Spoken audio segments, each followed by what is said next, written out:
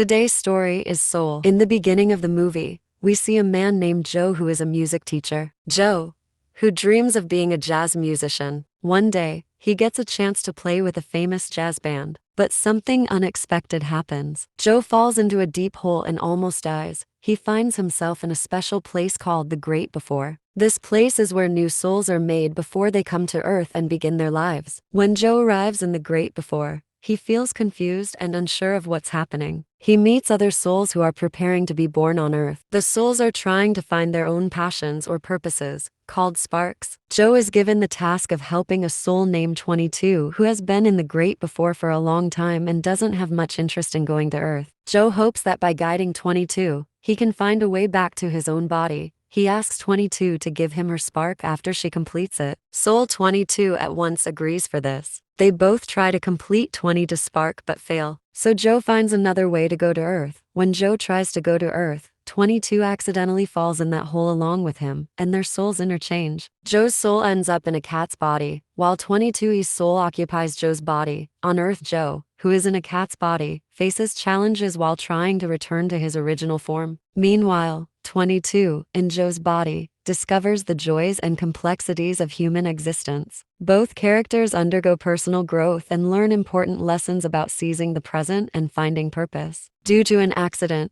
both Joe and 22 find themselves back in the Great Before. Joe takes 22's spark and successfully returns to Earth and reunites with his body, allowing him to fulfill his dream of performing on stage as a jazz musician.